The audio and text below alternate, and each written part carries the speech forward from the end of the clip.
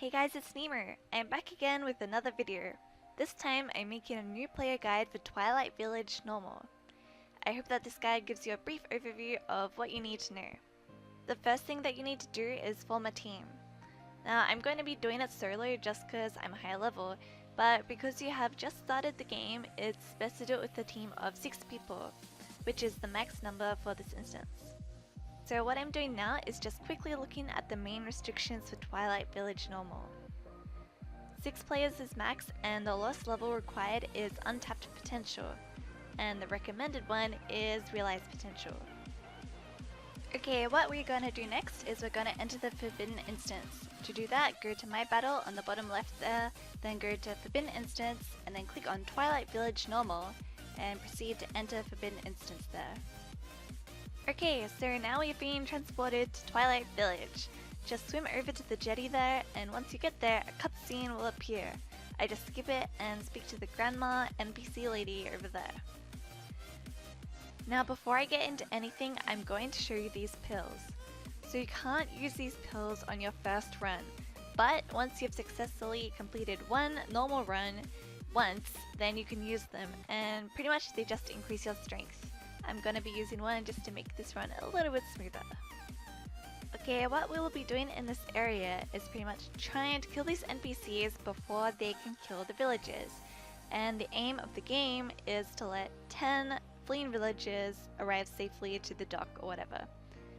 It's not really too tricky in theory, so what I suggest is just to split into 2 groups, and there's usually like one near the front and one near the back, and just tackle them at the same time. And that way the villagers can live. Yeah. Anyway, once you finish 10 of those, the first boss will appear. So let's just quickly get through these.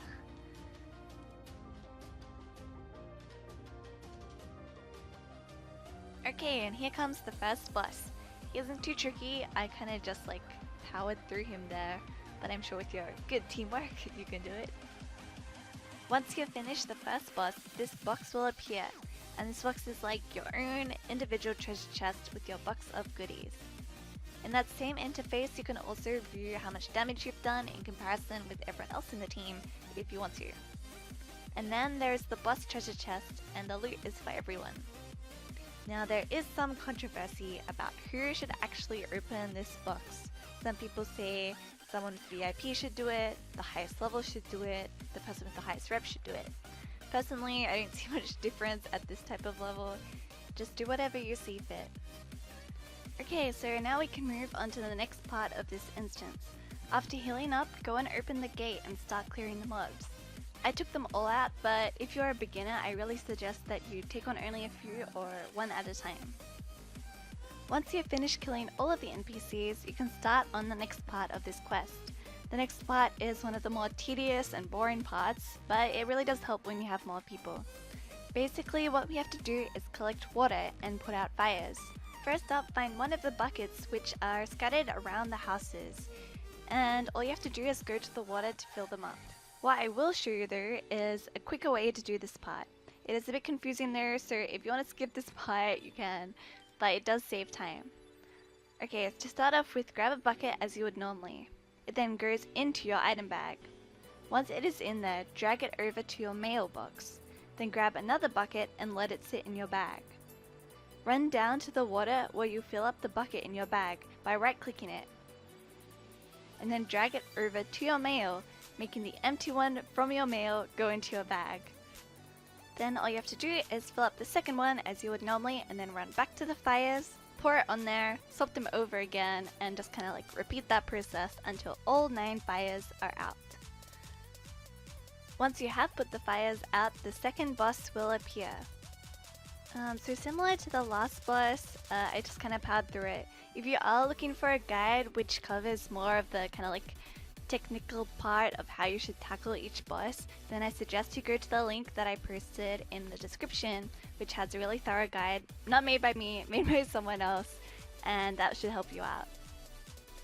Okay, so for this next area, we have to gather all of the mobs and kill them, as always. What's gonna happen after we kill all of these mobs is that there's gonna be these villagers coming to fetch their treasure chest. These materialistic greedy villagers, I don't know why they bother risking their lives for this, but anyway, we talk to the NPC and head on over. After that, they will start trickling in and coming to retrieve their items. But there are NPCs that are gonna try and attack them, so we must protect the villagers.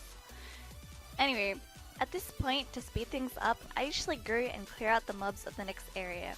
And you don't have to do this, and maybe you should only do it if your team is a little stronger, but usually some teammates will stay behind and continue saving the villagers, while some will go on ahead to clear the next area. As you can see, you can't actually go through the gate the normal way, so you have to jump on over. Also, the NPCs in this area can be kinda difficult sometimes, so watch out for them. So once you're done, head on back and clear out the remaining mobs.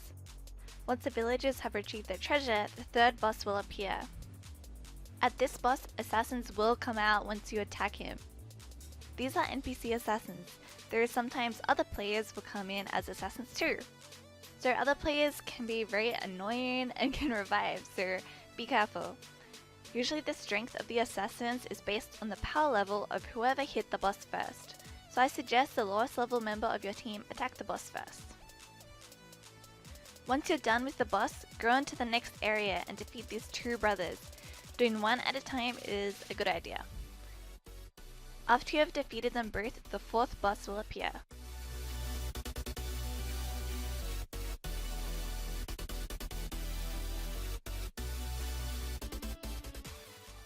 Now that he's beaten, you can do the mini quest to get the key, and only one person has to do this.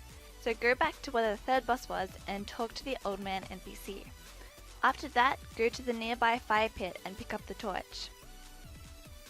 What's happening is the old man is leading you to get the key, so head on over to the wall scroll inside the house. The old man is annoyingly slow though, so you might have to wait a little while. After you retrieve the key, head on over to where the fourth boss was and click on the statue inside.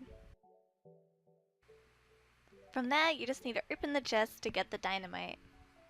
After that, you can head on over to the next area.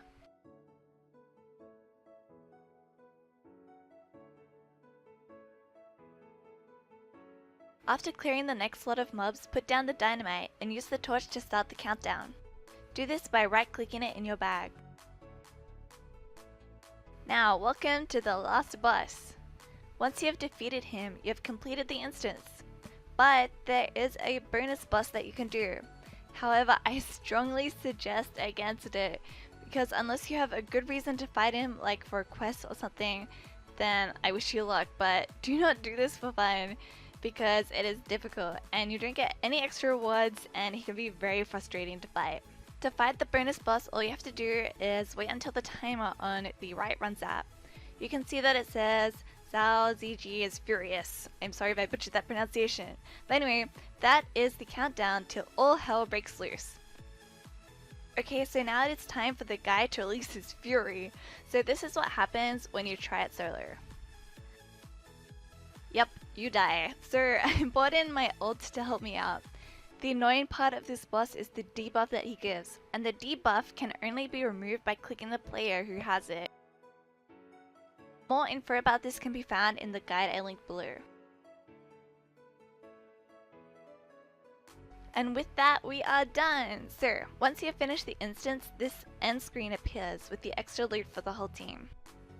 Okay, in a short while, the panic buy pop-up will appear. It has 3 items that you can buy with unbound coins.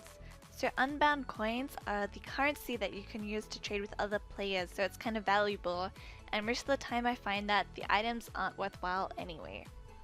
Okay, with that we are done! Yay! Congratulations on completing your first TV normal! That's pretty much everything I have to say, and as I mentioned in the video, check out the guide that I linked, which wasn't made by me but someone else, as it is very thorough and I think it will help you tackle the bosses. Thanks for watching, and I hope I helped some of you. Please let me know if I did. And yeah, good luck with Wushu, and I hope you enjoy the game.